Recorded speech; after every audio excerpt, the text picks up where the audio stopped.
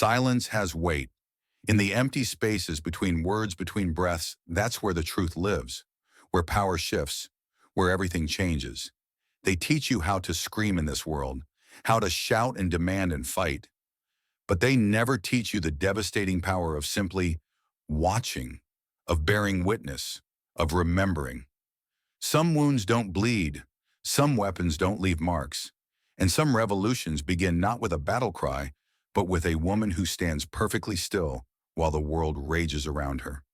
In a city where justice had become nothing but echoes bouncing off institutional walls, a single moment of violence witnessed, recorded, remembered, is about to unleash something unstoppable. Not through force, not through chaos, through silence.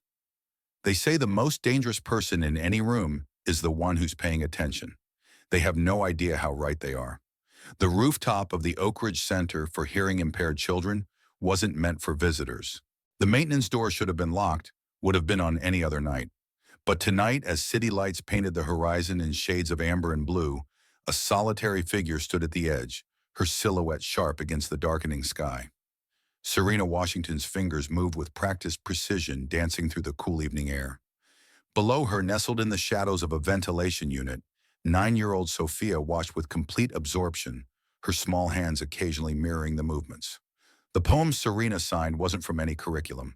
It contained no cheerful animals or simple morals appropriate for children. It spoke of silence as both wound and weapon of words unspoken that echo louder than screams. Only Sophia truly understood. Among all of Serena's students, only this child with large knowing eyes seemed to recognize that their teacher's graceful hands carried stories far beyond the classroom's safe confines. The final verse complete, Serena's hands fell still. For 17 seconds, Sophia counted, neither moved. Then the girl signed back a single phrase. Beautiful sadness. Serena's smile barely touched the corners of her mouth. Even her expressions were measured, contained. Everything about her spoke of careful control, from her modest clothing to her always alert posture. The students found it comforting.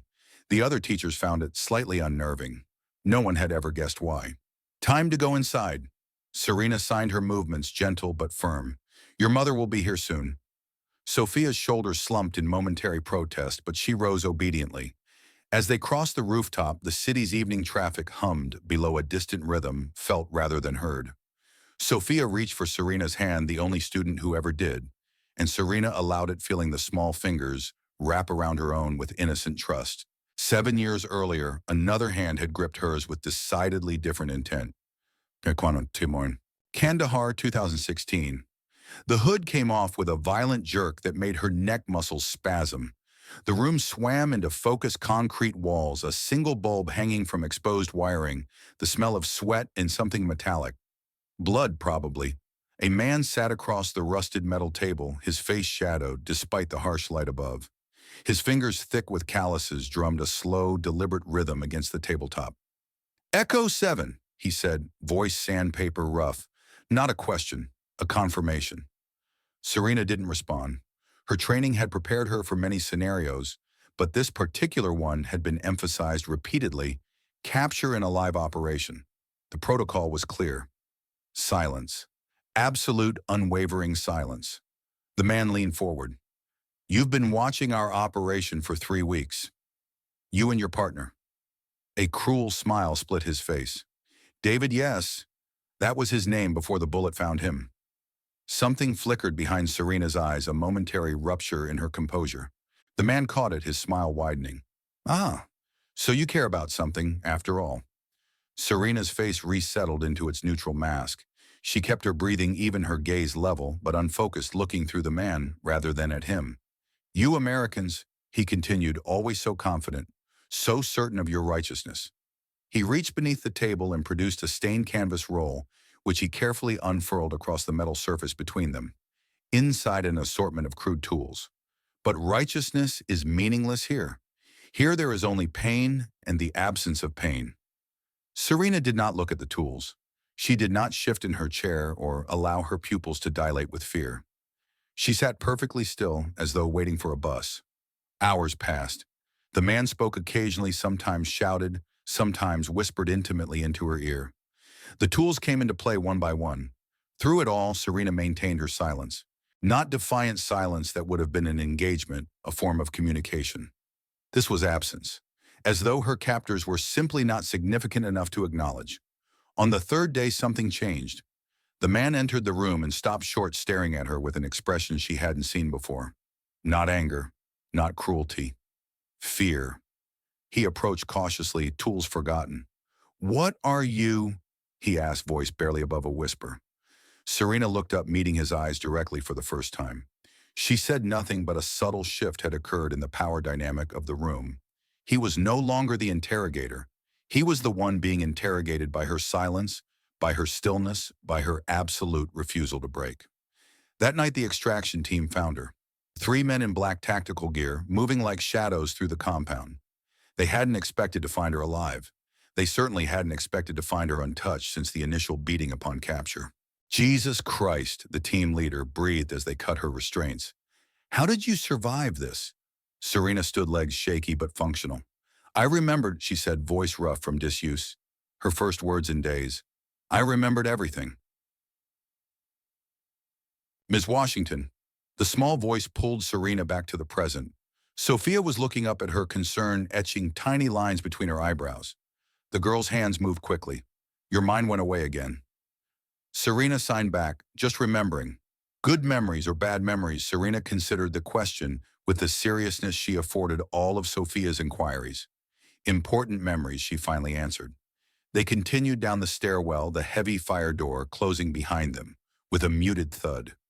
Inside the school's evening program was winding down, a handful of children still gathered in the main activity room, while parents chatted near the entrance. Ms. Harding, the center's director, glanced up from her conversation as Serena and Sophia appeared. "There you are."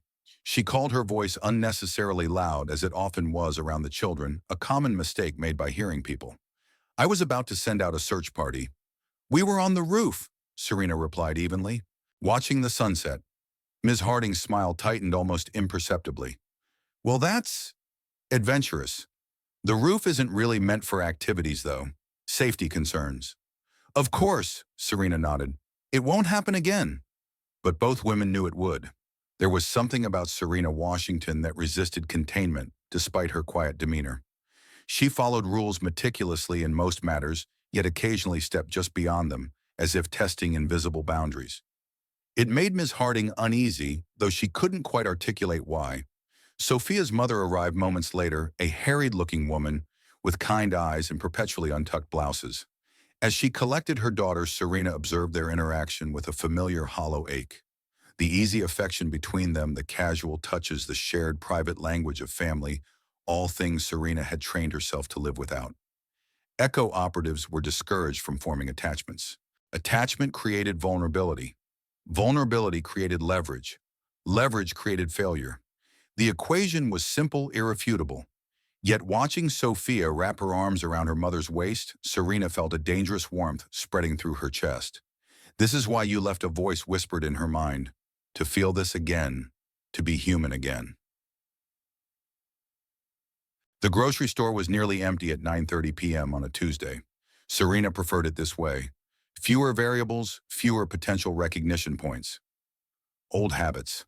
The fluorescent lights hummed overhead as she navigated the aisles with practiced efficiency: protein vegetables, complex carbohydrates, minimal processed foods. Her shopping list never varied. At the checkout, the teenage cashier barely looked up from his phone, scanning her items with one hand while scrolling with the other. Serena placed exact change on the counter, another habit, and gathered her two small bags. The night air had cooled considerably as she began the 12-block walk home. Serena didn't own a car. Too traceable. Public transportation meant cameras. Walking kept her physically conditioned and allowed her to maintain awareness of her surroundings. She was 3 blocks from her apartment when she noticed the patrol car slowing beside her. Something in her stomach tightened, the old instinct never completely dormant.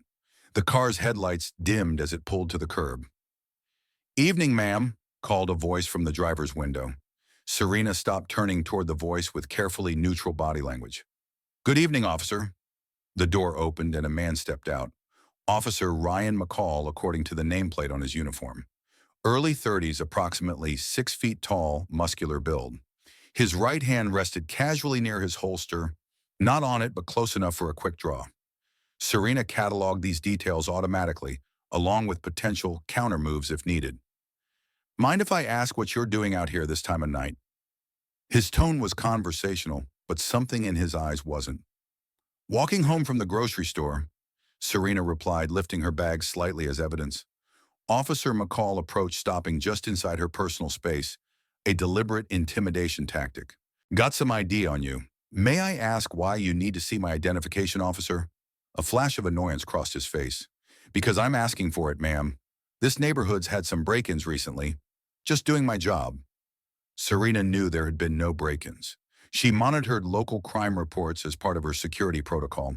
She also knew that legally she wasn't required to produce identification without reasonable suspicion of a crime. But she recognized the look in Officer McCall's eyes, a man accustomed to compliance to power. A man who would escalate rather than retreat. Of course, she said, setting her grocery bags down carefully. My wallet is in my jacket pocket. I'm going to reach for it now. She moved slowly, deliberately, pulling out a worn leather wallet and extracting her driver's license, one of 3 identities she maintained. This one, Serena Washington, age 34, special education teacher, was the most developed, the one she'd lived in longest. Officer McCall took the license, studying it with exaggerated scrutiny. This doesn't look like you. It was taken 3 years ago. I had longer hair then. His eyes narrowed. You know you look familiar. Have we met before? I don't believe so, officer. Where are you coming from again? The grocery store on Elm Street. And before that, work. I teach at the Oak Ridge Center for Hearing Impaired Children. Something in his expression shifted, a darkening. You're being evasive, ma'am. I'm answering your questions directly, officer. His hand moved to his holster, now resting directly on it. I'm going to need you to put your hands against the wall and spread your legs. Around them, the street was empty. No witnesses. Serena felt a familiar coldness spreading through her limbs, not fear, but preparation. Her mind calculated angles, timing the weight distribution in the officer's stance. 3 moves and she could have him unconscious on the ground. But that wasn't who she was anymore. Officer, I don't understand. What am I being detained for? The first blow came without warning, a hard shove that sent her stumbling backward. Her shoulder hit the brick wall of the nearest building, pain flaring briefly before her training suppressed it. I said, hands on the wall. McCall's voice had risen, eyes wide, with an emotion Serena recognized all too well. Some people needed resistance to justify violence. When met with compliance, they created resistance, made up reasons, found excuses. Serena placed her palms against the cold brick, assuming the position. McCall stepped forward, roughly kicking her legs farther apart. His breathing had quickened, pupils dilated. He was enjoying this. You think you're smart, he hissed close to her ear, his hand fisted in her hair, jerking her head back. Think you can talk to me like that? Serena said nothing. Her focus narrowed to a single point: stillness. Not the stillness of fear, but the stillness of absolute control. She had been trained to endure far worse than this, to observe, to remember. The second blow caught her across the cheekbone, an open-handed slap that rocked her head to the side. A third followed, this time a closed fist to her ribs. Pain bloomed, bright and immediate, but Serena didn't make a sound. Didn't resist. Only watched her eyes, never leaving McCall's face. It was this that finally penetrated his rage, her unwavering gaze. Not pleading, not hateful. Simply present, witnessing. He stepped back suddenly, uncertain. What the hell is wrong with you? Say something. But Serena remained silent, blood trickling from the corner of her mouth, her expression a mirror that reflected his actions back at him with perfect clarity. A sound broke the tension, voices approaching, a couple turning the corner at the end of the block. McCall's head snapped toward them, then back to Serena. His jaw worked as he fought for control. Get in the car, he ordered, voice lower now. You're coming to the station. The police station hummed with fluorescent efficiency. Officers moved between desks, phones rang, computer keyboards clicked. Normal activity for a weeknight shift. But as Officer McCall led Serena through the main floor, something shifted. Conversations paused, heads turned. It wasn't her appearance that drew their attention, though her face now bore visible marks of McCall's assault. It was something in the way she moved with the calm precision of someone navigating familiar territory, despite being in handcuffs. "Got a suspicious individual here," McCall announced to the booking sergeant, his voice overly casual. "No ID, acting erratically near Harrison Elementary." Lies easily delivered. Serena noted them without reaction. The booking sergeant, a heavy-set man with tired eyes, glanced between them. His gaze lingered on Serena's face, taking in the swelling cheekbone, the blood at the corner of her mouth. Something like concern flickered across his features. "She resist arrest?" he asked, not quite looking at McCall. "Tried to run," McCall replied smoothly. "Took a fall." The sergeant's expression suggested he didn't believe this, but he reached for the booking forms anyway. "Name?" he asked Serena directly. "Serena Washington." "Address?" 1742 Maple Street, apartment 3B. The sergeant typed the information into his computer, then froze, staring at the screen. The color drained slowly from his face. "Sarge," McCall prompted, leaning forward. "What's up?" The sergeant didn't answer. Instead, he reached for his phone, punching in a number with deliberate care. "This is booking. Get the lieutenant down here. Now." His voice was perfectly controlled, but a fine sheen of sweat had appeared on his forehead. McCall stepped closer to the monitor, trying to see what had caused this reaction. The sergeant angled the screen away. "Take a seat, McCall," he said, not looking up, "and remove those cuffs." "But now!" Something in the sergeant's tone brooked no argument. McCall reluctantly unlocked the handcuffs, shooting Serena a look of confused hostility before retreating to a nearby bench. Serena rubbed her wrists automatically, though the cuffs hadn't been tight enough to leave marks. Years of training had taught her to appear normal human, to mimic expected reactions. On the sergeant's computer screen, a red box flashed insistently around her name and photo. Below it, text in bold capitals, Echo 7. Classified above top secret. Immediate notification protocol engaged. The booking area fell silent as Lieutenant Reeves emerged from his office, moving with the careful deliberation of a man approaching an unexploded device. His eyes found Serena, immediately recognition dawning, despite the years that had passed since her file had crossed his desk. "Ms. Washington," he said, voice carefully neutral, "would you please come with me?" Serena stood, smoothing her jacket with steady hands. As she followed the lieutenant toward the back of the station, she felt Officer McCall's confused glare burning into her back. She didn't turn around, but she remembered his face, memorized it, with the same precision she'd once used to memorize enemy compounds and extraction routes. Remembering was what she did best. Bonikini, 3,000 miles away in a subterranean office complex beneath a nondescript government building in Langley, Virginia, Dr. Eleanor Morgan's secure phone line illuminated with an urgent flash. She paused mid-sentence in her budget meeting, recognizing the priority code. "Excuse me, gentlemen," she said, rising from the conference table. "I need to take this." The men around the table, all senior officials, all accustomed to the peculiarities of intelligence work, nodded without comment. Dr. Morgan strode from the room, her heels clicking a sharp rhythm against the polished floor. In her private office, she engaged the security protocols before answering. "Morgan." "Madam Director," came the clipped response. "We have an Echo alert, priority 1. Eleanor's spine straightened imperceptibly. "Which asset?" "Echo 7, Serena Washington." A brief silence as Eleanor processed this. "Location: Oak Ridge Police Department. She was brought in by a patrol officer approximately 20 minutes ago. Status: physically unharmed according to our source, but there appears to have been an incident." Eleanor closed her eyes briefly. "Define incident." "The arresting officer allegedly assaulted her prior to bringing her in. There may have been witnesses." "Containment options: standard protocols are ready. We can have a team on site within 40 minutes. Extraction parameters await your authorization." Eleanor moved to her window, a digital display showing a forest scene that changed with the seasons despite being 20 feet underground. She studied the artificial sunlight filtering through pixelated leaves as she considered her options. Echo assets were among the agency's most classified resources. Unlike traditional field operatives, they weren't trained for direct action or intelligence gathering. They were influencers, psychological specialists who could shape public perception and behavior. without a single bullet fired or threat issued. Serena had been one of the program's most effective operatives before her departure. Dr. Morgan, the voice prompted after the silence stretched. Shall I authorize extraction? Eleanor turned from the window. No, ma'am, no extraction, observation only. But protocol for compromised assets clearly states, Serena Washington is no longer an asset. Eleanor interrupted, her voice taking on a hardness that silenced the caller immediately. She made that choice 3 years ago. With respect, ma'am, given her training and what she knows, she hasn't compromised us in 3 years, Eleanor said.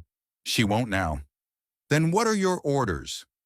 Eleanor considered the question, remembering the brilliant wounded woman she'd recruited all those years ago. The perfect operative until Myanmar, until David's death had broken something fundamental in her conditioning. Monitor the situation, she finally said, but do not intervene unless she explicitly requests extraction. I want to see what happens. Ma'am, she was trained to influence systems to create ripples that become waves, but always under our direction toward our objectives. A pause. I'm curious what happens when someone with her skills chooses their own target. Are you suggesting we experiment with an American police department? With all due respect, the political ramifications. She's not an asset anymore, Eleanor said firmly. She's a person. Let's see what a person does. The line went silent for a long moment. Understood, Dr. Morgan. We'll maintain observation only. After disconnecting, Eleanor remained at the artificial window, watching digital birds flit between digital branches. The ECHO program had always operated on a fundamental premise that human behavior en masse was predictable and therefore manipulable. Small interventions properly placed could create cascading effects that reshaped entire communities. What would Serena, with her preternatural calm, her trained emotional intelligence, her understanding of human weakness, do with that power when aimed at a single abusive officer?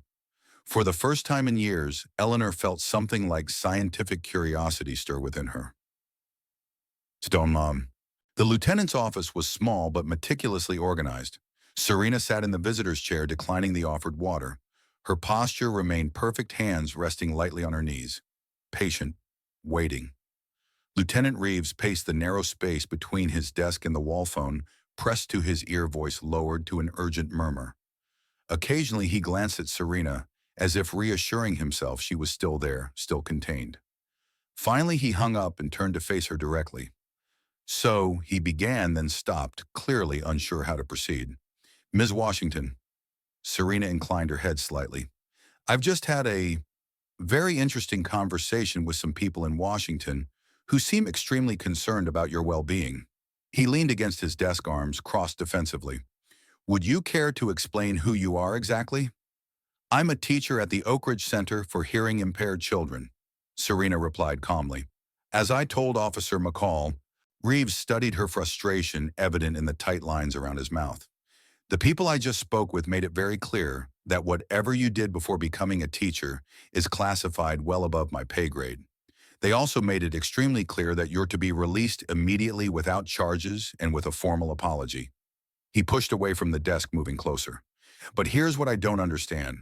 Those same people who clearly have enough authority to make a police lieutenant jump through hoops at 11 o'clock at night also said they aren't sending anyone to collect you, that you're free to go wherever you want. His eyes narrowed. What kind of person gets that kind of treatment, Miss Washington? Serena met his gaze evenly. A private citizen who was assaulted by one of your officers without cause. A muscle twitched in Reeves' jaw. Officer McCall claims you were behaving suspiciously. I was walking home from the grocery store. He says you resisted. I did not. Then how do you explain those marks on your face? Serena didn't answer immediately. Instead, she reached into her pocket and withdrew a small digital recorder, standard issue for ECHO operatives, a habit she'd never abandoned. She placed it on the desk between them and pressed play. McCall's voice filled the small office crystal clear. You think you're smart, think you can talk to me like that. The sound of impact followed, then another. Throughout the recording, Serena's voice was notably absent. No pleading, no resistance, only silence. Reeves listened, the color draining from his face. When the recording ended, he remained motionless for several seconds. Jesus Christ, he finally breathed. I would like to leave now, Serena said quietly, unless there are charges against me. No, Reeves replied quickly. No charges. He hesitated. The recorder, I'll need that as evidence. Of course. Serena placed it in his outstretched hand. I have others. The implication hung in the air between them. Ms. Washington, Reeves said carefully, what do you want from this situation if you're planning legal action? I want nothing, Serena interrupted, rising from her chair, except to return to my life. Just like that, after what happened. Serena paused at the door, her hand resting lightly on the handle. I remember everything, Lieutenant. That's all. As she walked through the station toward the exit, officers averted their eyes. No one moved to stop her. At the front desk, the booking sergeant silently handed her a plastic bag containing her personal effects. Their fingers brushed during the exchange, a brief human contact that somehow conveyed both apology and uncertainty. Outside, the night had deepened, stars obscured by city lights and low clouds. Serena stood on the steps of the police station, breathing in the cool air, allowing herself a moment to simply exist in this space, this moment. 3 years ago, she had made a choice to leave behind the person she'd been trained to be, to find something resembling a normal life, to heal perhaps, though she wasn't sure that was possible for someone like her. Now, in the space of a single evening, the world she'd carefully constructed had collided with the one she'd left behind. The ripples would spread. Changes would come. It was inevitable, a fundamental principle of her training. Every action created reaction. Every impact generated waves. Serena began walking toward home, her pace unhurried, her mind clear. In her wake, unseen but already forming, the first ripples of what would become a tsunami of silence began to spread through the sleeping city of Oak Ridge. Claire Henderson had been filming when it happened. Pure coincidence or fate if one believed in such things. A journalism student at Oak Ridge Community College, she'd been working on a documentary about urban spaces after dark. Her camera had been rolling, capturing the interplay of shadows and streetlights when Officer McCall's patrol car pulled alongside Serena. From her position across the street, partially concealed by a bus shelter, Claire had recorded everything. The initial questioning, the escalation, the blows. Most disturbing of all, Serena's absolute stillness throughout the assault. Now, hours later, Claire sat in her tiny apartment, staring at her laptop screen as the footage played for the dozenth time. Her finger hovered over the upload button, uncertainty knotting her stomach. She'd always believed in truth and accountability, had written passionate essays about citizen journalism and the power of unfiltered documentation. But this felt different, dangerous somehow. The woman in the video hadn't fought back, hadn't screamed or pleaded, had simply endured, with a dignity that made Claire's chest ache just watching it, and those eyes steady, observant, remembering. Claire's phone buzzed with a text from her journalism professor. Don't forget first draft, due Thursday. The mundane reminder jolted her back to reality. With a deep breath, she clicked upload, adding a simple caption beneath the video. She didn't fight back. She didn't speak. She remembered. Then she closed her laptop and went to bed, unaware that she had just struck the match that would ignite a slow-burning fire across Oak Ridge. In her apartment across town, Serena Washington sat at her kitchen table, a mug of cooling tea between her palms. Her bruised face reflected in the window, a ghost against the night beyond. So it begins, she thought, though she wasn't entirely sure what it was. Only that change was coming, had been set in motion the moment Officer McCall's hand had connected with her face. Echo assets were trained to create ripples, to plant seeds that grew into forests of change. For years, she had used those skills in service to objectives not her own. Now, without conscious intent, she had become the pebble dropped into still water. She lifted the mug to her lips, wincing slightly as it pressed against her swollen mouth. The pain was clarifying somehow, a reminder that despite everything, her training, her past, her carefully constructed present, she remained human, vulnerable, real. Outside her window, the city slept, unaware of the silent earthquake beginning beneath its foundations. By morning, the first tremors would be felt. By week's end, nothing would be the same. Serena closed her eyes, allowing herself to remember everything. Not just tonight's violence, but all of it the years of training, the missions, the faces of those she'd influenced. David's face, most of all in that final moment in Myanmar, when her hesitation had cost him everything. I remember she thought the words becoming a mantra in her mind. I remember it all. And somewhere in the darkness, something long dormant within her began to awaken. Morning arrived in Oak Ridge with the indifference of routine. Traffic lights cycled through their patterns. Delivery trucks made their rounds. Office workers clutched travel mugs as they hurried toward another day of fluorescent monotony. But beneath this veneer of normalcy, something had shifted during the night. A video had begun its quiet journey through the digital ecosystem of the city. Shared first among Claire Henderson's modest following of fellow journalism students, then picked up by several local activist accounts, the footage of Officer Ryan McCall's assault on Serena Washington proliferated with the silent efficiency of a virus seeking vulnerable hosts. By 9 a.m., the first hashtag appeared. Who is she? By noon, it had been used over 3,000 times. Claire woke to a phone vibrating itself nearly off her nightstand. Notifications cascaded down her screen, comments, shares, messages from strangers. She stared at the numbers with a mixture of exhilaration and dread. 27,000 views in 8 hours. She hadn't expected this, hadn't thought beyond the simple act of documentation, the journalist's imperative to record to witness. Now her inbox overflowed with questions she couldn't answer. Who was the woman? Was she pressing charges? Was Claire working with her on a story? One message gave her pause, an email from an account she didn't recognize, containing only a single line. Some silences speak volumes. Be careful which ones you amplify. No signature, no context. Just those words hanging in digital space like a warning. Or perhaps an endorsement. Claire couldn't decide which possibility unsettled her more. Lieutenant Reeves arrived at the station earlier than usual, his night's sleep having been cut short by persistent thoughts of Serena Washington and the classified phone call that had followed her arrival. 23 years on the force, and he'd never encountered anything quite like it. The immediate deference from federal authorities, the hands-off directive, the woman herself with her unnervingly steady gaze. As he entered the bullpen, he sensed the tension immediately.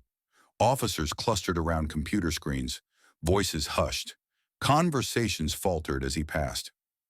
"Someone want to tell me what's going on?" he asked, stopping at the desk of Sergeant Morales, his most reliable veteran. Morales glanced up, face tight with concern. "There's a video, sir, of McCall from last night." Reeves felt a cold weight settle in his stomach. "Show me." Okay.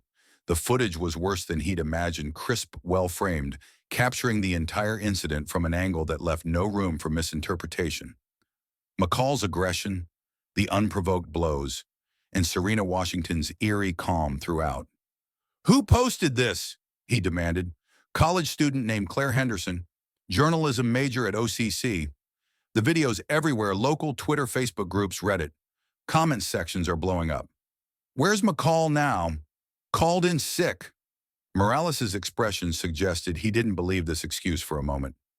Reeves pinched the bridge of his nose, a headache forming behind his eyes. "Get him on the phone. Tell him to get his ass in here. Now." As Morales reached for his phone, the station's front door swung open. A middle-aged woman in a crisp pantsuit strode in, flanked by two men in dark glasses, despite the indoor setting. The bullpen fell silent as they approached. "Lieutenant Reeves," the woman asked, extending a hand. "Catherine Weiss, Mayor's office. We need to talk about Officer McCall." Ryan McCall sat in his darkened living room, empty beer cans accumulating on the coffee table before him, as he scrolled obsessively through his phone.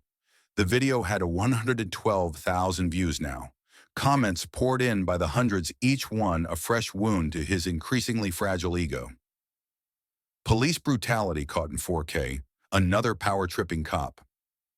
Who is she, though? The way she just took it. His phone buzzed, Morales calling for the third time. McCall silenced it without answering. What could he say? The evidence was there for anyone to see. No context would justify what the video showed. A notification banner slid down from the top of his screen, an email from his bank. He tapped it open, frowning.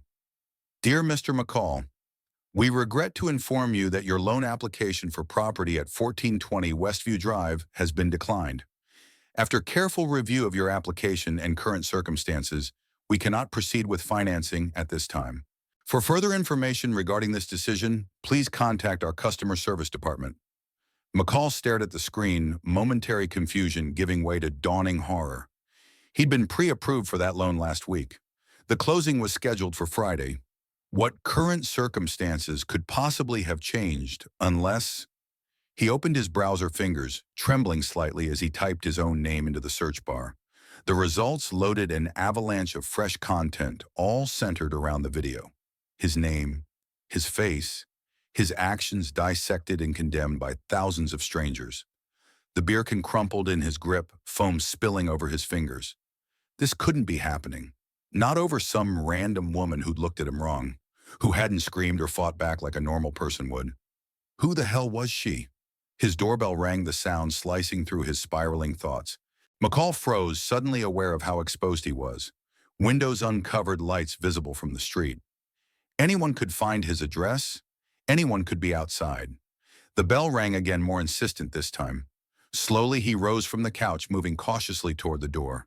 Through the peephole, he saw a delivery person in uniform holding a package. Relief washed through him. Just a delivery. Normal. Routine. He opened the door, ready to sign for whatever it was.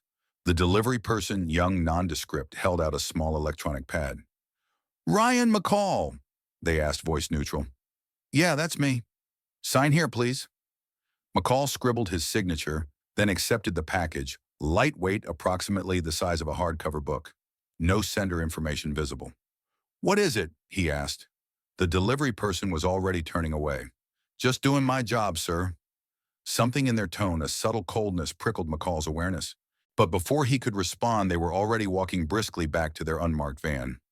Inside, McCall set the package on his kitchen counter and stared at it for a long moment. Paranoia whispered through his mind. What if it was dangerous, a threat from some vigilante who'd seen the video? Finally, curiosity overcame caution. He tore open the packaging to reveal a plain white box.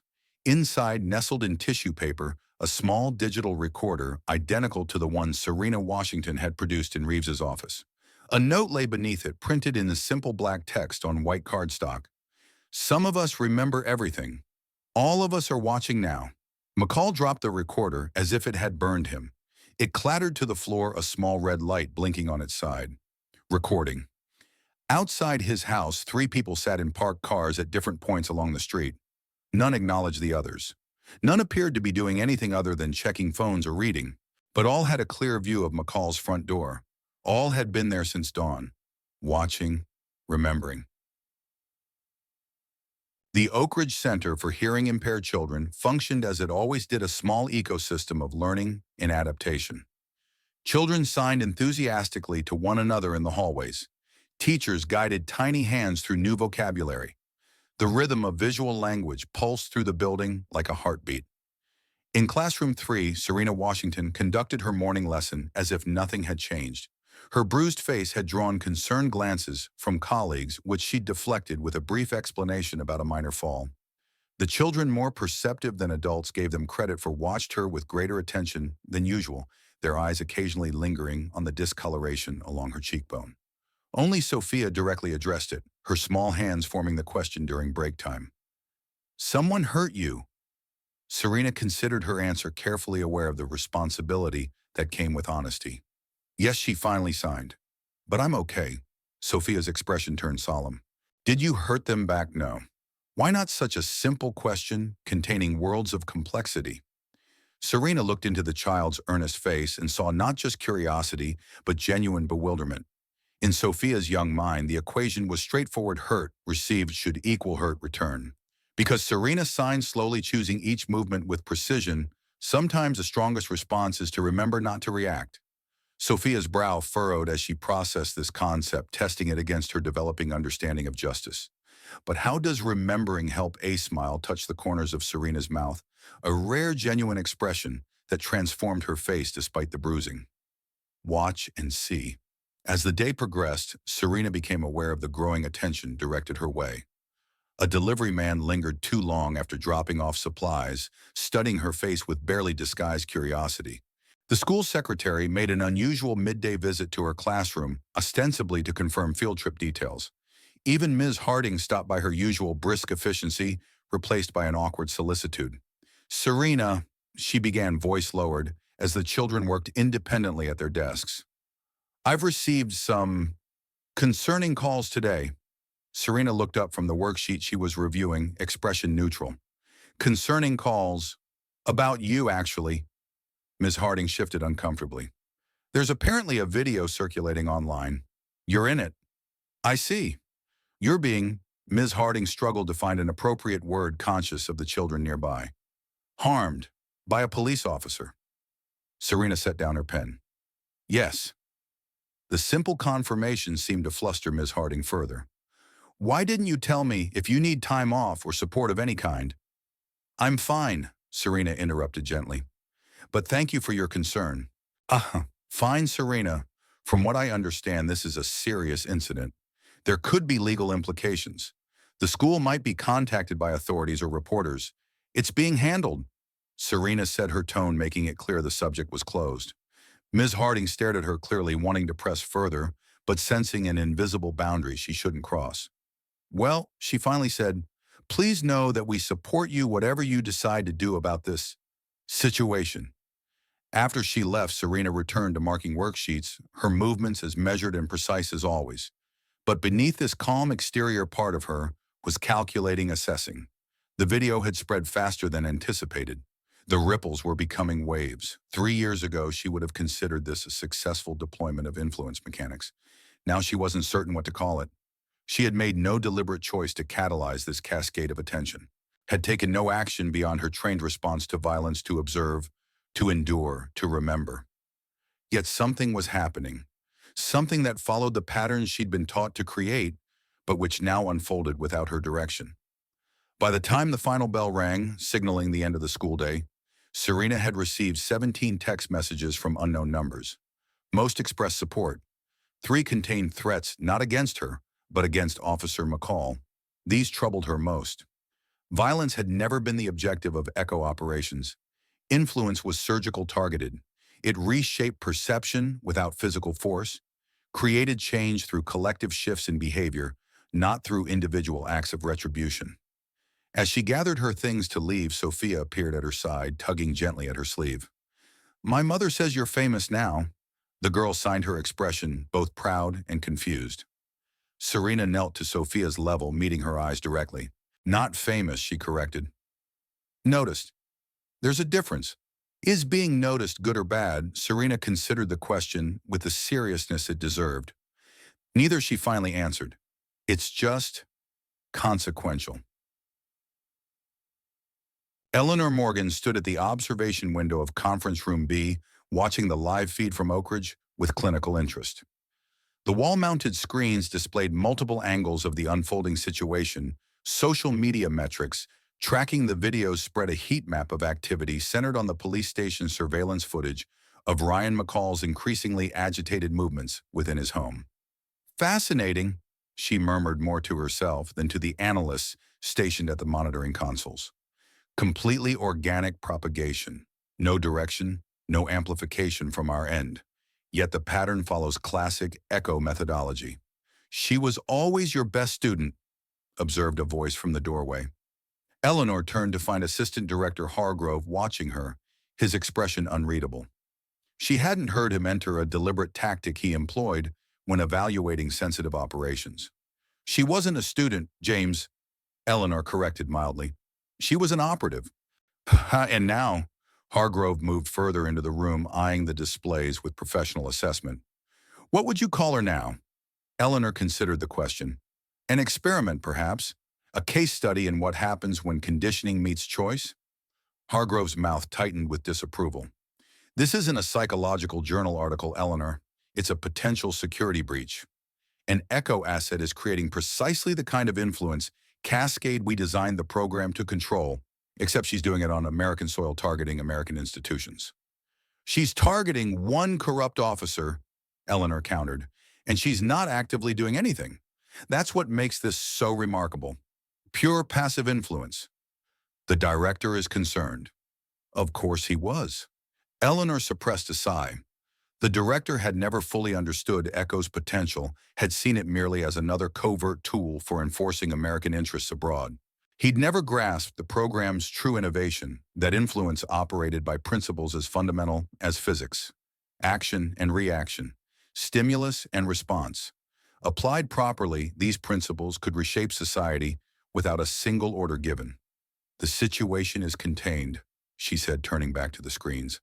Localized to one small city, one police department, one officer.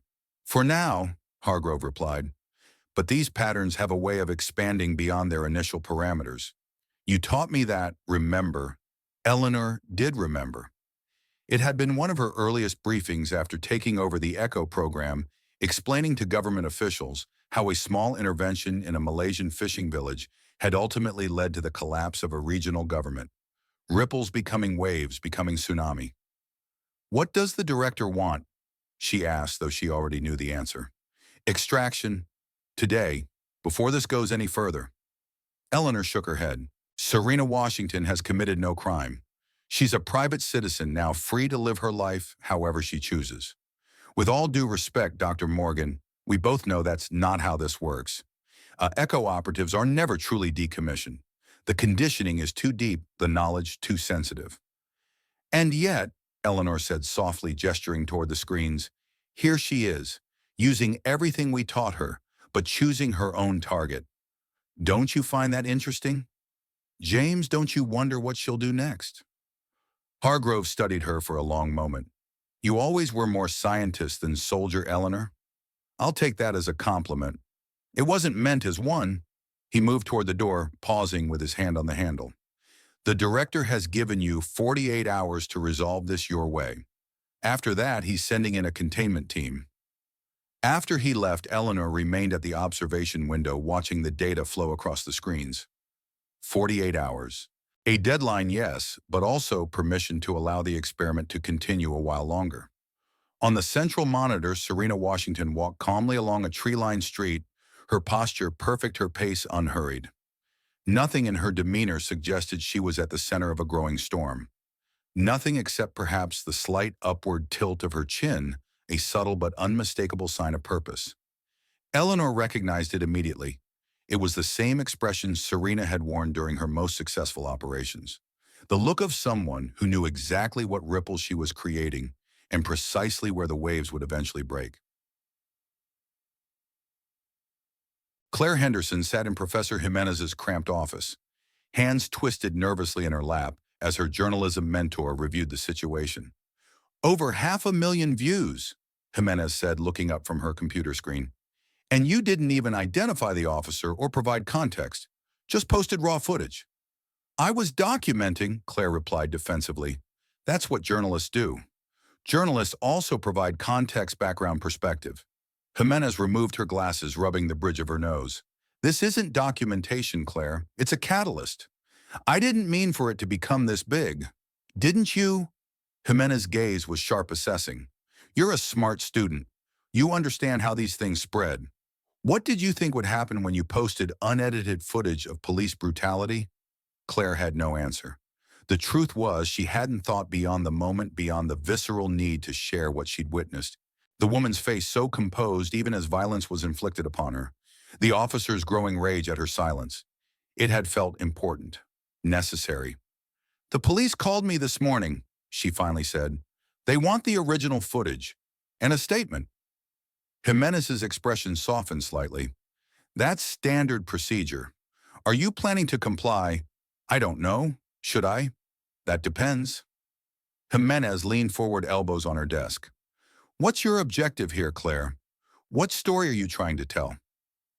The question caught her off guard. She'd been so focused on the documentation itself, on the raw truth of what she'd captured, that she hadn't considered the larger narrative. What story was she telling? I guess I want accountability, she said slowly, for that officer, for what he did. And the woman. What about her? Claire hesitated. I don't even know who she is. But you've made her the center of a viral moment. Her bruised face is on thousands of screens. Without her consent, without her story. Jimenez's tone wasn't accusatory, but the words stung nonetheless. I didn't show her face clearly, Claire protested. You can't really identify her.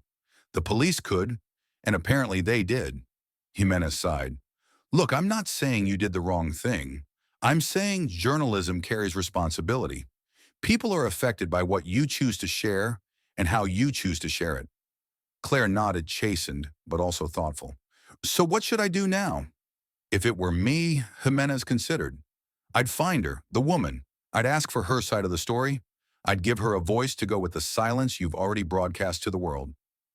As Claire left the office, a new determination taking shape within her. She didn't notice the figure watching from across the quad, a man in business casual attire who appeared to be reading on a bench. As she passed out of sight, he spoke quietly into his phone. Henderson is mobilizing, likely attempting to make direct contact with Echo 7. On the other end of the line in the subterranean monitoring center, an analyst marked the update on a digital timeline. Another data point in the unfolding experiment. By evening, the ripples had begun to visibly reshape Oak Ridge's social landscape. At Grover's Diner, where Officer McCall had taken his coffee every morning for 5 years, a handwritten sign appeared in the window. We reserve the right to refuse service to anyone. When McCall attempted to enter the hostess, a woman who had always greeted him by name looked through him as if he were invisible. No one spoke. No one asked him to leave. They simply didn't see him at the gas station, at the dry cleaners, at the bank where his account suddenly required additional verification that kept him waiting for 45 minutes only to be told the system was down and he should return another day. Everywhere the same response. Not hostility, not confrontation, just absence, as if he had become a ghost in his own community. By nightfall, McCall's confusion had hardened into rage. Someone was coordinating this, had to be. Some organized campaign to destroy him over one moment of lost temper with a suspicious individual. He called the station again, finally getting through to Sergeant Morales. I need to come back to work, he said without preamble. This suspension is bullshit. A pause on the line. You're not suspended, Ryan.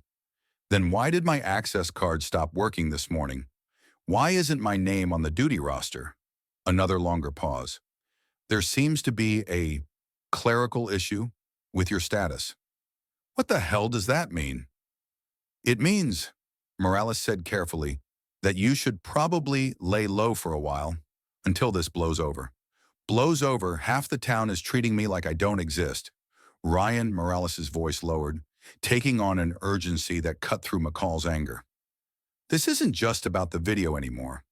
There are questions being raised about other incidents, complaints that were filed and overlooked. McCall's blood ran cold. What complaints? Multiple? Dating back years. A heavy sigh through the phone. Look, I shouldn't be telling you this, but there's an internal affairs investigation opening up. It's serious. The mayor's office is involved. Because of her, McCall whispered, the realization crystallizing in his mind. That woman, she did this. She hasn't filed any complaint, Morales countered. Hasn't made any statements at all as far as I know. Then how is this happening? I don't know, man. But if I were you, I'd get a lawyer. A good one. After the call ended, McCall sat in his darkened kitchen, the house silent around him. On the counter, the mysterious recorder still blinked its red eye, capturing his isolation, his growing fear. Outside, the watchers remained their silent vigilance unbroken. Ordinary citizens to all appearances. A woman walking her dog, a man checking his phone, a teenager waiting at a bus stop that had no scheduled arrivals at this hour, watching, remembering.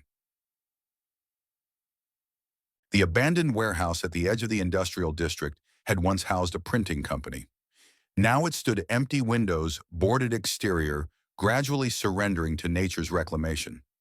It was here in this liminal space between utility and ruin that Serena chose to meet Ryan McCall. She hadn't issued an invitation, hadn't needed to. The patterns of human behavior were predictable to those trained to observe them. McCall, increasingly isolated and desperate for answers, would seek out the perceived source of his troubles. Basic psychology reinforced by the subtle pressures now surrounding him. Serena arrived an hour before sunset, entering through a side door with a lock that yielded easily to her expertise. Inside, dust motes danced in the slanted light filtering through gaps in the boards. The vast space echoed with memory ghostly machinery, the scent of ink and paper still faintly detectable beneath the mustier odors of abandonment. She chose her position carefully, a metal chair placed in the center of what had once been the main production floor, now an empty expanse of concrete. No weapons, no recording devices this time. Just herself seated with perfect posture, hands resting lightly on her knees. Waiting. McCall arrived as the last light was fading his approach, betrayed by the crunch of gravel beneath uncertain feet. He entered through the main doors which Serena had deliberately left ajar, an invitation he wouldn't recognize as such. "I know you're in here," his voice echoed in the cavernous space bravado, barely concealing fear. "Show yourself." Serena remained silent, allowing her eyes to adjust to the deepening gloom. McCall moved further into the warehouse, his outline becoming clearer as he approached. He carried something in his right hand, the recorder he'd received in the mysterious package. In his left, something heavier. A gun. Predictable. Fear leading to aggression. The most basic human response. "There you are," he said, spotting her seated form. His voice had dropped to a lower register, dangerous with false confidence. "You've caused me a lot of trouble, lady." Serena watched him approach, her expression. Neutral, body relaxed despite the weapon pointed in her general direction. McCall stopped several feet away, close enough for conversation, but maintaining what he perceived as a safe distance. "Who are you?" he demanded. "What the hell did you do to me?" "My name is Serena Washington," she replied, her voice soft but carrying clearly in the empty space. "I teach at the Oak Ridge Center for Hearing-Impaired Children." "Bullshit. Nobody from the school district could do this." He gestured vaguely with the gun, encompassing the situation, the city, his unraveling life. "I haven't done anything to you, Officer McCall." "Then why is everyone—" His voice cracked slightly. "Why is this happening?" Serena studied him, noting the signs of deterioration already evident, the stubble on his usually clean-shaven face, the rumpled clothing, the slight tremor in his hand. 3 days. That was all it had taken for the first phase of influence mechanics to affect visible change. "What's happening," she said carefully, "is consequence." "For what? Doing my job." "Was that your job, assaulting a woman walking home from the grocery store?" McCall's face flushed with anger. "You were acting suspicious, and then you got attitude with me." "I answered your questions directly and respectfully." Serena interrupted, her tone unchanged. "You chose violence in response to my calmness. Why?" The question seemed to catch him off guard. What do you mean, why?" "It's a simple question. Why did my lack of fear or resistance anger you?" McCall shifted his weight, visibly uncomfortable with the directness of her inquiry. "Look, I don't know what game you're playing, but it stops now. You're going to tell people to back off, to leave me alone." "I haven't told anyone to do anything." "Then how is this happening?" The gun wavered in his grip, emotion making him careless. "How did everyone just turn against me overnight?" Serena leaned forward slightly, her gaze intensifying. "They haven't turned against you, Officer McCall. They've simply seen you, as you are." "What the hell does that mean?" "It means," she said, rising slowly from the chair, "that you've been visible all along. Your actions, your choices. But people didn't notice, or they chose not to. Until now." McCall took an involuntary step backward as she stood, though she made no move toward him. "Stay where you are." "I was in Kandahar once," Serena continued as if he hadn't spoken. "Captured, held for 3 days by men who wanted information I wouldn't give. They tried everything to make me react, pain, fear, humiliation." She took a single step forward. McCall's gun hand trembled. "But I didn't react. I simply witnessed them, observed their actions, remembered their faces." Another step. "And do you know what happened, Officer McCall?" He swallowed audibly. "What?" "They became afraid of me. Not because of anything I did or said, but because I reflected their own actions back to them without distortion, without emotion. I became a mirror they couldn't bear to look into." McCall's breathing had quickened, his eyes darting nervously around the dimming warehouse. "What do you want from me?" "Nothing." Serena stopped, now close enough that the gun, if fired, couldn't possibly miss. "I want nothing from you. I'm not here to harm you or help you. I'm simply remembering." "You think you're so superior." McCall spat, desperation making his voice crack. "Who the hell do you think you are?" Serena's expression remained unchanged, her voice soft but clear in the dusty stillness between them. "No one. I am no one. But you hit me instead of asking who I was. And that is what I remember." Something in McCall seemed to collapse at these words, not physically, but some inner structure of self-assurance. The gun lowered slightly, his face contorting with confused emotion. "This isn't fair," he whispered. "No," Serena agreed. "It isn't.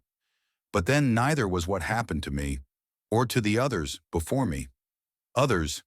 You know who they are, Officer McCall. You remember them too, don't you? All the ones who didn't record, who didn't have witnesses, whose silence wasn't powerful enough to make people see?" McCall's face drained of color. The gun dropped further now, pointing at the floor between them. I didn't." "You did," Serena said simply. "And now you're being seen, not just by me, by everyone." She turned away, then moving toward the side exit with unhurried steps. McCall made no move to stop her, his body seemingly frozen in place, his mind visibly grappling with revelations he'd long suppressed. At the door, Serena paused, looking back at his diminished figure in the center of the vast empty space. "I won't be pressing charges, Officer McCall. I won't be making statements to the media. I won't be doing anything at all." "Then what happens now?" he asked, voice small in the gathering darkness. "Now," Serena's expression softened almost imperceptibly. "Now you face yourself and decide who you want to be when the watching ends." She slipped through the door and into the night, leaving McCall alone with the weight of his remembered actions. Outside, the watchers remained ordinary people in ordinary cars, bearing witness from a respectful distance. Their numbers had grown since morning, would continue to grow as the ripples spread further into Oak Ridge's social fabric. Serena walked past them without acknowledgement, her path taking her toward the lights of the city center. Behind her, the warehouse stood silent, containing one man and his reckoning. Eleanor Morgan watched the warehouse encounter unfold through multiple feeds: satellite thermal imaging, drone surveillance audio, captured by directional microphones deployed hours earlier. Standard echo monitoring protocol now applied to their own former operative. Classic non-violent confrontation technique, she observed to the analysts monitoring the feeds, creating space for self-reflection rather than external judgment. She always did excel at cognitive restructuring applications. One of the analysts, younger than the others newer to the program, looked up with poorly concealed confusion. "But she didn't actually do anything. She just talked to him." Eleanor smiled slightly. "That's the beauty of echo methodology, Phillips. The most profound influence appears to be no influence at all. It's simply allowing natural consequences to unfold through controlled observation. The panopticon effect," offered another analyst, this one more experience. "Precisely." Wakari, Eleanor nodded approvingly. "The awareness of being watched changes behavior more effectively than direct intervention ever could." On the main screen, McCall remained in the warehouse, now seated on the floor, the gun discarded beside him. His head was in his hands, body occasionally shaking with what appeared to be sobs. "Should we maintain surveillance?" asked the senior analyst. Eleanor considered the question, weighing scientific curiosity against operational necessity. "Yes, but pull back the more obvious assets. Let's see how the community response evolves now that the confrontation has occurred." As the team adjusted monitoring protocols, Eleanor's secure phone vibrated with an incoming call, the director undoubtedly checking on containment progress before his 48-hour deadline expired. She would tell him the situation was stabilizing, that Serena Washington had demonstrated no intent to escalate beyond local impact. That extraction would likely create more disruption than allowing the scenario to reach its natural conclusion. What she wouldn't tell him was how fascinating she found this unplanned experiment, this glimpse of echo methodology applied by choice rather than directive, applied toward justice rather than control. Some observations Eleanor had learned long ago were best kept to oneself. Across town in a modest apartment, decorated with photographs of faraway places, Serena Washington prepared for bed with her usual methodical precision. Teeth brushed for exactly 2 minutes, face washed with gentle circular motions, sleepwear laid out with hospital corners. The bruises on her face had begun to fade, yellowing at the edges, visible reminders of violence that had catalyzed unexpected change. She studied them in the bathroom mirror, not with regret or anger, but with a kind of detached curiosity. Physical wounds healing on their predictable timeline, while psychological wounds, McCall's, the community's, perhaps even her own, followed their own more complex paths toward resolution. Her phone chimed with a message notification unusual at this hour. She checked the screen, finding a text from an unknown number. I saw the video. "I know who you are. We need to talk." Claire Henderson. Serena set the phone down without responding. The journalism student had become an unexpected variable in the equation, a catalyst whose actions had accelerated the influence cascade beyond its natural progression. Neither ally nor adversary, but something more nuanced. A witness with her own agency, her own perspective on events unfolding. Tomorrow would be time enough to address that particular ripple. For now, Serena completed her evening routine, turned out the lights, and lay in the darkness of her bedroom, listening to the city's nighttime rhythm. 3 years ago, she had walked away from Echo, from the program that had shaped her mind and methods, had sought a quieter life, a chance to heal from what she'd seen and done in service to objectives not her own. Yet here she was employing those same methods, not by design, but by ingrained response. The patterns were too deeply embedded to ever truly leave behind. The training too fundamental to her understanding of human behavior. The difference, she realized as sleep began to claim her, wasn't in the methodology, it was in the choice. For the first time, she had applied Echo principles toward an outcome she herself deemed just, had created ripples without direction from handlers or mission parameters, had discovered perhaps what it meant to use her training not as a weapon wielded by others, but as a tool in her own hands. As consciousness faded, Serena's last thought drifted through her mind like a promise, or perhaps a warning. The ripples were still spreading, the waves still building. The true test of her choice and its consequences was yet to come. Ryan McCall sat alone in his living room, curtains drawn against the persistent eyes he could feel watching from outside. The television played unwatched volume, low background noise to fill the oppressive silence of his isolation. 3 empty whiskey glasses stood on the coffee table beside a half-eaten microwave dinner. 7 days had passed since the warehouse confrontation. 7 days of increasing disconnection from the life he'd known. His phone rarely rang anymore. When it did, the calls came from unknown numbers that left no messages. His email inbox filled with automated notifications, bill reminders, subscription renewals, promotional offers, but nothing from actual people. As if human connection itself had been quietly withdrawn. The police department had placed him on administrative leave pending investigation, a bureaucratic limbo that was neither firing nor forgiveness. His union representative had become mysteriously unavailable. His neighbor of 4 years crossed the street to avoid passing directly in front of his house. All without protest, all without confrontation, just silence. McCall rose unsteadily, moving to the window. He peeled back the edge of the curtain just enough to peer outside. The street appeared normal. A woman walking a dog, a mail carrier delivering packages, a teenager on a bike. Ordinary scenes from an ordinary neighborhood. Yet he couldn't shake the feeling of being observed. Not by surveillance equipment or law enforcement, but by the community itself. As if Oak Ridge had developed a collective awareness focused specifically on him. Some of us remember everything. All of us are watching now. The mysterious note from the package still haunted him. Who were some? Who were all? He had tried to dismiss it as an intimidation tactic, a coordinated campaign by activists or police accountability groups. But the silence, the watching it, felt more organic than organized, more pervasive than any single group could orchestrate. His doorbell rang, the sound startling in the quiet house. McCall froze, uncertainty gripping him. Who would visit? Everyone he knew had pulled away. Even food delivery services had become unreliable orders, mysteriously canceled after acceptance. The bell rang again, more insistent this time. Gathering his courage, McCall approached the door. Through the peephole, he saw a young girl, perhaps 8 or 9 years old, wearing a backpack adorned with cartoon characters. A child. What would a child want with him? Confusion overriding caution?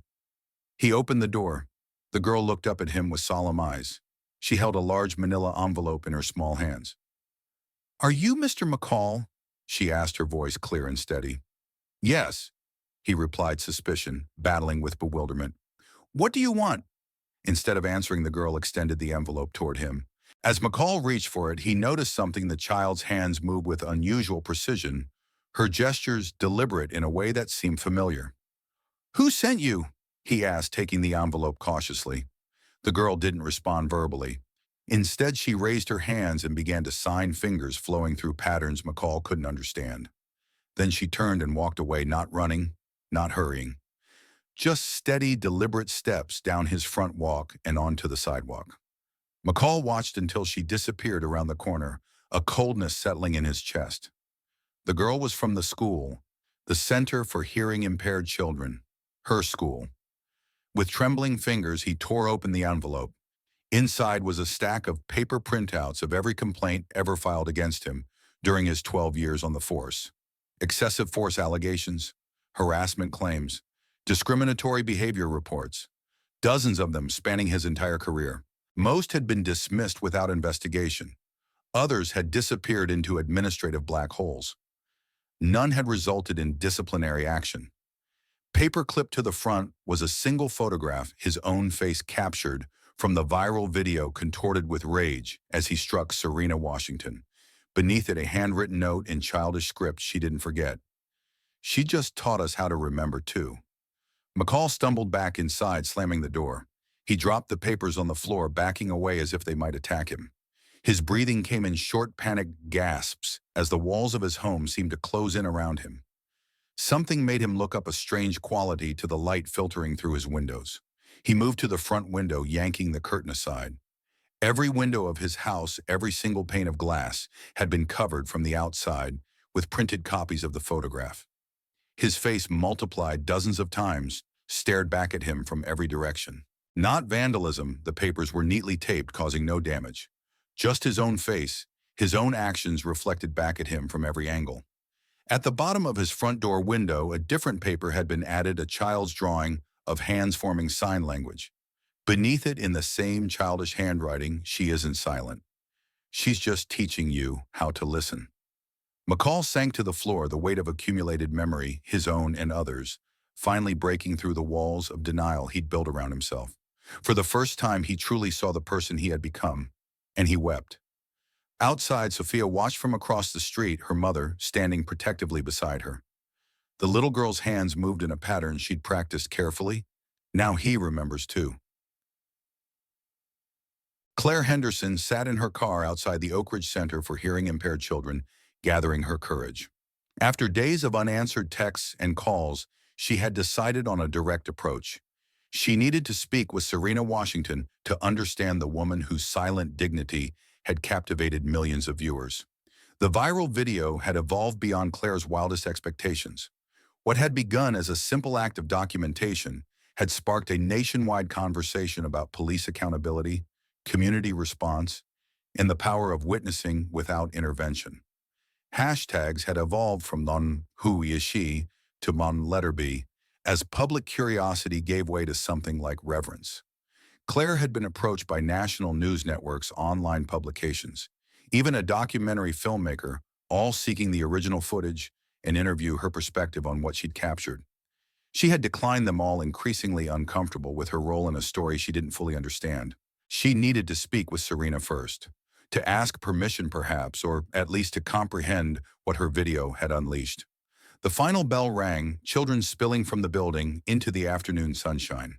Claire watched as parents collected their children, the beautiful choreography of sign language flowing between them as they shared stories of their day. Then she saw her Serena Washington emerging from a side entrance. The bruises on her face had faded to barely visible shadows. She moved with the same composed grace that had struck Claire so forcefully in the video economy of motion, perfect posture, alert awareness of her surroundings. Claire stepped out of her car, raising a hand in tentative greeting. Serena paused her gaze, finding Claire across the parking lot. No surprise registered on her face, only calm recognition, as if she had been expecting this moment. "Ms. Washington," Claire called, approaching cautiously. "I'm Claire Henderson. I'm the one who—" "I know who you are," Serena interrupted, her voice soft but carrying clearly in the afternoon air. "The journalism student, the one with the camera." Claire stopped a respectful distance away, suddenly uncertain. "I've been trying to reach you about the video.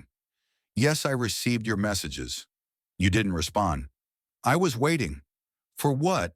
Serena studied, her head tilted slightly. "For you to decide what kind of story you want to tell." The statement caught Claire off guard. It echoed Professor Jimenez's question too closely to be coincidence. "Have you been watching me?" A slight smile touched Serena's lips. "Not in the way you're thinking, but I understand patterns, Ms. Henderson. Human behavior follows predictable paths, especially when influenced by ethical uncertainty." "I wanted to ask your permission," Claire said, forcing herself back to her prepared points. "Before I talk to anyone else about the video, it feels wrong to profit from your trauma." "It wasn't trauma," Serena corrected gently. "It was a catalyst." "A catalyst for what?" Serena glanced toward the school where Sophia stood watching them from the entrance, curiosity evident in her small face. "For memory, for consequence, for change." "People are saying you orchestrated all this." Claire said the words tumbling out before she could reconsider them. "That the video, the public response, Officer McCall's isolation, it's all part of some coordinated campaign." "Is that what you believe?" Claire hesitated. "I don't know what to believe. That's why I'm here." Serena was quiet for a moment, her expression thoughtful. "Walk with me," she finally said, gesturing toward a tree-lined path that wound around the school grounds. As they walked, Serena maintained a measured pace, her hands clasped loosely behind her back. "What do you know about echo chambers, Miss Henderson?" "In media studies, they're closed systems where certain ideas get amplified through repetition." "Yes, and in physical spaces," Claire thought back to basic physics. "A sound reflects off surfaces, coming back to its source. The original sound and its reflection overlap, sometimes amplifying each other." Serena nodded approvingly. "Now imagine a social echo, an action reflected back not through sound waves, but through collective awareness. One person witnesses, then another, and another, until the original action is amplified not by shouting, but by remembering." "That's what happened with McCall," Claire said slowly, understanding dawning. "People saw what he did and they just reflected it back at him." "People saw who he was," Serena corrected. "The video was just the initial sound. The echo came from the community itself, recognizing a pattern that had always been there, but had gone unacknowledged." They had reached a small garden area with benches arranged in a semicircle. Serena sat gesturing for Claire to join her. "I haven't orchestrated anything, Ms. Henderson. I haven't organized protests or called for Officer McCall's termination. I haven't spoken to the media or filed complaints." "But you knew this would happen," Claire pressed. "When you just took it, when you didn't fight back or yell, you knew how people would respond." Serena's expression remained serene. "I understood the probability, yes." "Who are you, really?" "I told you, I'm a teacher." "Before that," Claire insisted, "the police treated you differently. There were calls from Washington. Something classified happened when they ran your ID." Serena was quiet for a long moment, her gaze distant. "There are organizations, Ms. Henderson, that understand the power of influence, that train people to create change, not through force, but through precisely calibrated actions. Actions that ripple outward, creating waves that reshape communities, governments, entire societies. Like propaganda campaigns. More subtle, more profound." Serena turned to face her directly. "Imagine being trained to enter a town torn by sectarian violence, to make certain observations at certain times, to stand in certain places, witnessing without judgment, to create moments of reflection rather than confrontation, and then to watch as the community itself begins to heal, not because you've imposed a solution, but because you've created space for one to emerge organically." Claire stared at her journalist's instincts firing. "You worked for the government, intelligence." Serena neither confirmed nor denied this. "I worked for those who believed influence was a more effective tool than force. I was very good at my job. And now I teach children how to communicate without words. A genuine smile softened Serena's features. How to be heard in a world that often doesn't listen. Claire absorbed this mind racing with implications. The video was never part of any plan, Serena finished for her.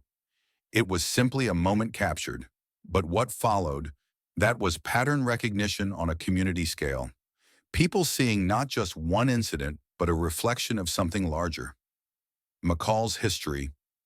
Claire nodded, recalling the stories that had emerged in the video's wake. Stories of other encounters, other abuses of power that had gone unchallenged. Systems protect themselves, Ms. Henderson, until they're forced to see their own reflection clearly. Serena rose from the bench. You asked what kind of story I want you to tell. I don't have an answer for you, but I would suggest looking beyond the incident itself to the response it generated. The silence, Claire murmured. The watching. Yes. Serena began walking back toward the school. Perhaps the most interesting question isn't who I am, but who we become when we truly see each other. Dr. Eleanor Morgan stood before the director's desk, her posture relaxed despite the tension emanating from the man seated across from her. On the wall-mounted screen behind him, news coverage of the Oak Ridge situation played silently aerial footage of a community gathering outside the police station, citizens standing in orderly rows, many holding printed photographs of Officer McCall's face. 48 hours, the director said, voice tight with controlled anger. That was your window to contain this situation. It's been 11 days, and now we have what appears to be an organized protest movement centered around a former Echo operative. Not a protest, Eleanor corrected mildly. An observation. Note the absence of signs, chance, confrontation. They're simply present, witnessing. Semantics, the director dismissed with a wave of his hand. The point is, this has expanded beyond Oak Ridge. Similar gatherings are forming in 3 other cities where police misconduct cases are pending. The methodology is being replicated, Dr. Morgan. Yes, Eleanor agreed, making no attempt to hide her fascination with this development. Spontaneous adoption of Echo principles without direct training or coordination. It's remarkable. The director's fist came down on his desk, the sharp sound cutting through the room. This is not a research opportunity, Eleanor. This is a security breach. Echo methodologies were never intended for domestic application, especially not against law enforcement. Eleanor remained unfazed by the outburst. Echo methodologies were designed to create organic change through observation and reflection. We simply defined the objectives toward which that change was directed. Under government oversight, yes, Eleanor conceded. Until now, the director studied her suspicion, narrowing his eyes. You're not just allowing this to happen. You're encouraging it. I'm observing it, she replied carefully. As a scientist, as the architect of the ECHO program, I'm witnessing its evolution beyond its original parameters. You were authorized to observe, not to let it spread. I don't control the spread, director. Neither does Serena Washington. That's the beauty and the limitation of ECHO methodology. It works only when it resonates with existing community values. It amplifies what's already there, latent and unspoken. The director's expression hardened. I'm authorizing extraction, immediately. We'll bring her and debrief her and contain any further expansion of this experiment. Eleanor had anticipated this moment, had prepared for it with the same methodical thoroughness she applied to all operational planning. Before you issue that order, she said, reaching into her briefcase, you should review this. She placed a sealed folder on his desk, the cover stamped with classification markings even higher than the director's own clearance.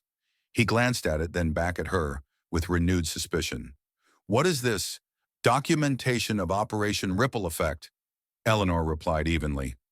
Authorized 3 years ago by the Joint Intelligence Committee, an exploratory program testing ECHO methodologies in controlled domestic environments. The director's face paled slightly. You're bluffing. I would have been briefed on any such operation. Not necessarily. The committee operates independently on certain initiatives, particularly those with potential political sensitivity. Eleanor gestured to the folder. Serena Washington wasn't just an ECHO operative who left the program director. She was reassigned. to a deeper, more specialized application. It was a calculated risk, not an outright lie, but a strategic reshaping of truth. Eleanor had indeed proposed such an operation 3 years ago after Serena's departure, had drafted the documentation, secured preliminary approvals, but the final authorization had never come. The operation had never officially launched. Yet here it was, unfolding exactly as she had envisioned it. Not by design, but by the natural extension of echo principles when applied by their most gifted practitioner. The director stared at the folder, clearly reluctant to open it, and discovered just how much had been concealed from him. "You should have informed me." "I'm informing you now," Eleanor replied smoothly, "and recommending that we maintain observation protocols rather than risk disrupting a carefully calibrated operation in progress." A long silence stretched between them, the director visibly weighing his options. Finally, he pushed the folder back toward her, without opening it. "3 more days," he said, voice clipped. "Then I want a full briefing on Operation Ripple Effect, including containment strategies if this spreads further." He fixed her with a hard stare. "And I will be speaking with the committee about communication protocols, Dr. Morgan." "Of course, Director." Eleanor collected the folder, tucking it back into her briefcase. "I appreciate your understanding of the operation's delicacy." As she left his office, a small smile played at the corners of her mouth. Not triumph, she was too experienced for such obvious emotions. Rather, the quiet satisfaction of a scientist whose hypothesis was being proven correct. Echo methodology, when freed from institutional constraints, didn't devolve into chaos or vigilantism as many had feared. Instead, it evolved toward its purest form, community self-regulation through collective awareness. Serena hadn't needed direction to apply her training toward justice. She had simply needed freedom to choose her own target. And in doing so, she had revealed the true potential of the program Eleanor had spent decades developing. Not control imposed from above, but accountability emerging from within. The Oak Ridge Police Department's community room had never been designed for the kind of gathering now taking place within its walls. Representatives from city government, community organizations, police leadership, and the police union sat in uncomfortable proximity around tables arranged in a square. At the front of the room, a podium stood empty, awaiting the press conference scheduled to begin in 20 minutes. In a small side office, Lieutenant Reeves paced nervously, periodically checking his watch. Across from him, Claire Henderson sat with her laptop open, reviewing her prepared statement one final time. "You're sure about this?" Reeves asked, not for the first time. "Once you make these documents public, there's no going back." Claire looked up, her expression resolute. "These complaints should have been public from the beginning. They only remained hidden because the system protected itself." "It's not that simple," Reeves protested weakly. "There are procedures, protocols." "That failed," Claire interrupted. "Repeatedly." Reeves couldn't argue with this. The evidence Claire had assembled was damning: dozens of civilian complaints against Officer McCall and several other officers, systematic patterns of misconduct that had been buried beneath layers of bureaucratic process and union protection. "I could lose my job for this," he said quietly. "You could," Claire acknowledged, "or you could be remembered as the officer who finally stood up for accountability." A knock at the door interrupted their conversation. The mayor's chief of staff poked her head, in expression tense. "It's time. The press is assembled." Claire gathered her materials, facing Reeves one last time. "Are you coming?" He hesitated, years of institutional loyalty warring with newer, uncomfortable recognitions. "I don't know if I can do this." "You don't have to speak," Claire said gently. "Just be present. Witness." Something in the phrasing resonated with Reeves, an echo of Serena Washington's quiet dignity in the face of systemic pressure. He straightened his uniform jacket, decision made. "Let's go." The press conference began with standard formalities, the mayor's introduction, acknowledgments of attending officials. Then Claire stepped to the podium, her journalist training steadying her nerves as she faced the assembled cameras and reporters. "My name is Claire Henderson," she began, voice clear despite her racing heart. "2 weeks ago, I recorded an incident of police brutality on the streets of Oak Ridge. What I witnessed that night was not an isolated event, but part of a pattern that has persisted in our community for years." She gestured to the screen behind her, where a montage of data began to play: complaint statistics, internal affairs findings, settlement amounts paid by the city for misconduct claims. These documents reveal that Officer Ryan McCall had accumulated 37 civilian complaints over his 12-year career. None resulted in disciplinary action. None were made public until today.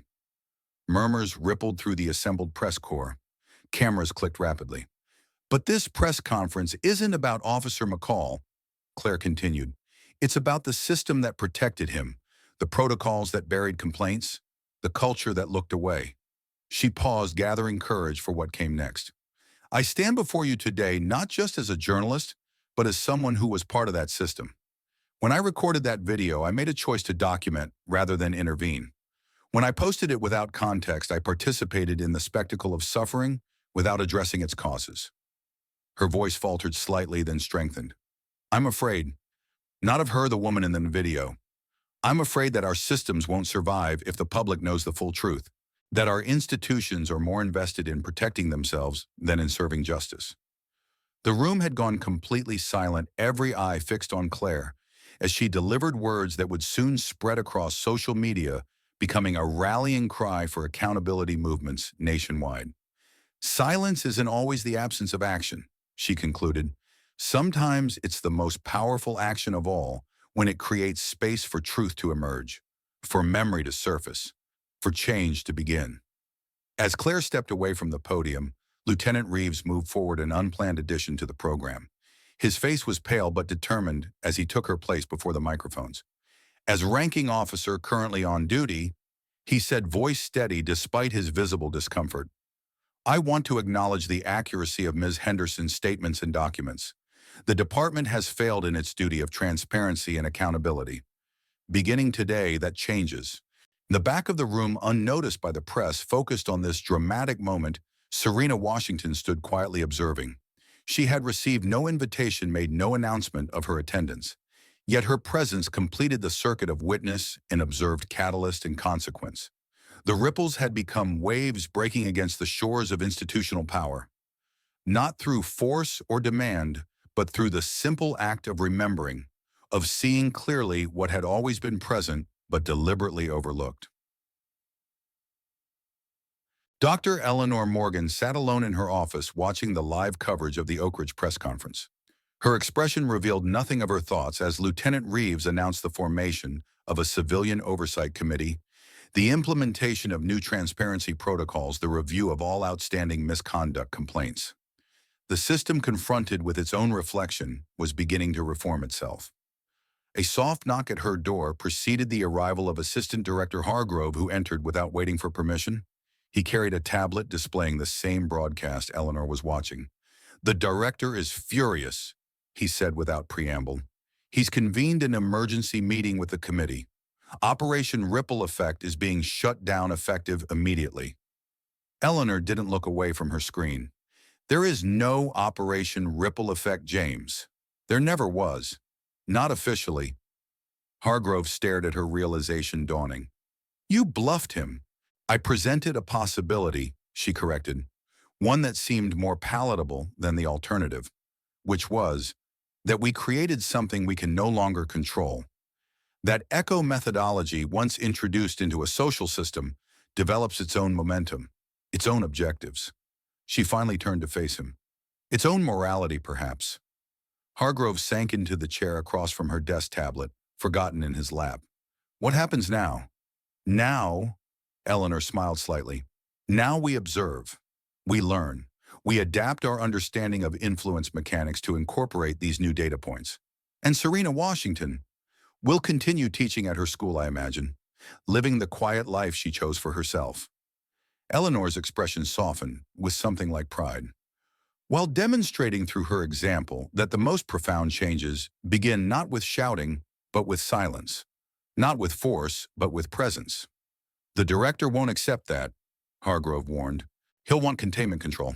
The director, Eleanor said calmly, will eventually recognize what we're witnessing, the next evolution of social influence, one that operates not through manipulation or coercion, but through radical transparency, through collective witness. On her screen, the press conference had ended. The camera panned across the departing audience, briefly capturing a familiar figure near the exit. Serena Washington composed, an unremarkable slipping quietly away from the scene of transformation she had catalyzed. Eleanor watched her former operative disappear from frame, a complex mixture of emotions settling in her chest. Pride in what Serena had accomplished, scientific fascination with the methodology's evolution, and perhaps, though she would admit it to no one, a touch of envy for the freedom Serena had claimed to apply her extraordinary skills toward justice of her own choosing. "We've created something remarkable," she murmured more to herself than to Hargrove. "Something that may ultimately change us more than those we sought to influence." 1 year later, Sophia stood before her new classmates' hands, moving with practiced precision through the poem she had chosen for her presentation. The classroom was different, larger, brighter, filled with children from diverse backgrounds, not all hearing impaired. The school district's integrated program had finally become reality funded, in part by settlement money from the class action lawsuit against the Oak Ridge Police Department. As her hands formed the final verses, Sophia's eyes found her teacher seated at the back of the room. Not Serena Washington, who had left Oak Ridge 6 months earlier, but Ms. Chen, who had learned sign language specifically to teach in this program. Ms. Chen smiled encouragingly as Sophia completed the poem, the same one Serena had signed on the rooftop that night so long ago. Silence is not absence. It is presence, distilled to its purest form. After class, Sophia walked to the community center, where the former hearing-impaired program had been temporarily relocated during construction of the new integrated facility. A framed photograph hung in the entryway, Serena Washington surrounded by her students, taken at the farewell party before her departure. No one knew exactly where she had gone. There had been rumors, a teaching position, abroad, consultant work with police reform organizations, even whispers of government recruitment. Sophia knew the truth, though. Serena had left her a letter written in carefully practiced sign language illustrations. When change begins to take root, the catalyst must step away. Let the growth become its own reward. Across town in the newly renovated police station, a training session was underway in the community room. On the wall, prominently displayed, hung a photograph of Serena Washington. Not the viral image of her bruised face, but a professional portrait taken later, her expression serene and focused.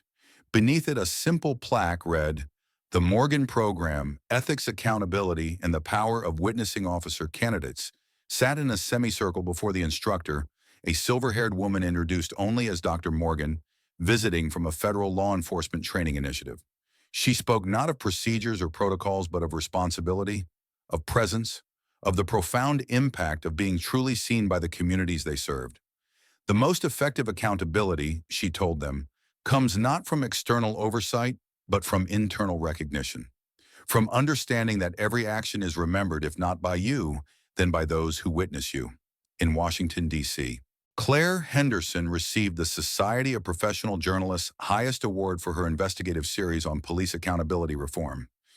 Her acceptance speech acknowledged the woman whose silence had spoken volumes, the catalyst, who had taught her that sometimes the most important journalistic act was not to speak, but to witness, not to interpret, but to remember.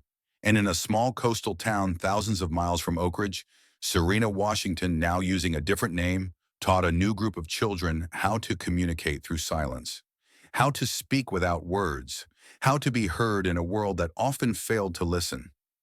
In the evening, she walked along the shore, watching waves form and dissolve against the sand. Ripples becoming crests, crests becoming breakers, breakers returning to the vast stillness of the ocean. A pattern as old as time, as fundamental as human nature itself. She had not heard from Eleanor Morgan since leaving Oak Ridge, though she occasionally spotted evidence of her former mentor's influence in evolving police training methodologies and new approaches to community oversight. The ECHO program had undoubtedly been restructured, perhaps even renamed, its methodologies adapted to incorporate the lessons of Oak Ridge. Serena didn't mind. She had never sought to dismantle the program that had shaped her, only to redirect its principles toward justice rather than control, to demonstrate that influence properly applied could heal as well as manipulate. As darkness settled over the beach, Serena lifted her hands, signing a message to the empty horizon. The same words she had left for Sophia, now offered to the vastness beyond. No one should learn to endure silence only because society has not yet learned to stop creating it. In the growing dark, with only the rhythm of waves as witness, her hands continued to move. writing her story upon the air, an invisible record of transformation, of choice, of the voice that silence could become when wielded not as weapon but as truth. A truth that echoed still in communities across the country where people had learned to stand together in silent witness. To remember, to reflect back to power its own actions unfiltered by justification or excuse. To create through their collective presence the most profound voice of all, the voice of silence, speaking justice into being.